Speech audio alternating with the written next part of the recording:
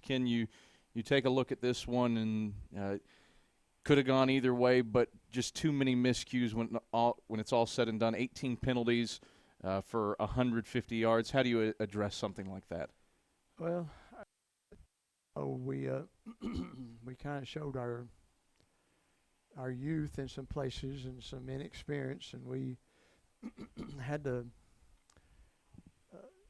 We kind of had the ability not to have ability at times, and it was not make plays that needed to be made, and that really hurt us. And we seemed like it was one of them deals we just never could hardly get over the hump, because we get the ball with a tie, with a game tied, and we couldn't get the lead because we couldn't. I don't know. We just didn't. We didn't execute at times very well on both sides of the ball. And the problem was that the head coach didn't have us ready. I wasn't ready to coach this ball game, and didn't do a very good job at all. So we've got to get gear up, and we still got 10 games to go, and we'll get better. I certainly commend Humboldt State. They came in with a good plan, did a good job.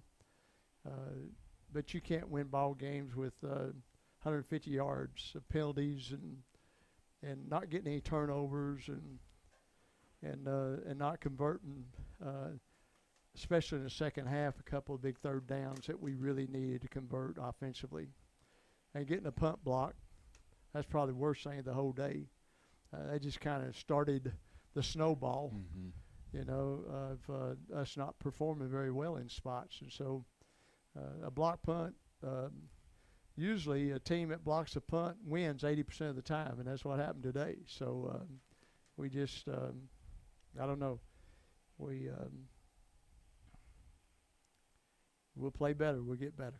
You say that about the blocked punt, and you're down 17-7 after not the blocked punt itself, but a drive following that they go down and score.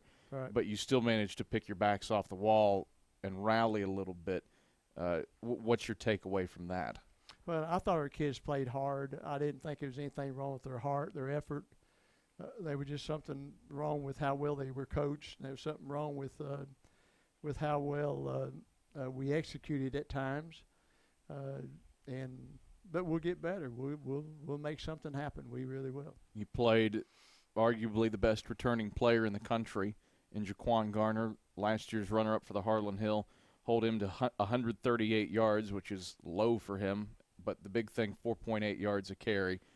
What did you do to slow him down a bit? 4.8 yards a carry is not slowing them down.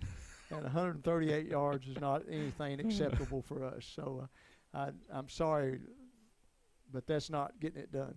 Not at all. I was trying to find the ray of sunshine there for you. What is there to get better on defensively then? Well, there was a lot of times when we didn't line up right. There were several times when we missed tackles, and a couple of times we had a chance to pick the ball and we didn't. We got 2 guys kicked out of the game by hitting a defenseless player, which I don't understand. When a guy is diving for the ball and going down, and the defensive back's diving for the ball and going down, that you call that hitting a defenseless player. But anyway, if they won't call that, then we better get back to flag football, because I don't understand that one. I just don't understand it. We're going to keep on. We're going to destroy our game with stuff like that. You look at this. How do you move forward? How do you respond as a group, both on and off the field, looking ahead to St. Augustine's? Say it again. How do you move forward as a group and respond to this, both on and off the field, going to St. Augustine's? Well, we just we show up next week and get better and practice better and determine in our hearts that we're going to be a better football team one day at a time next week than we were this week. And that's the only way I know how to do it. Ken, thanks for the time. We'll talk to you next week. Thank you. That is Carson-Newman head football coach Ken Sparks.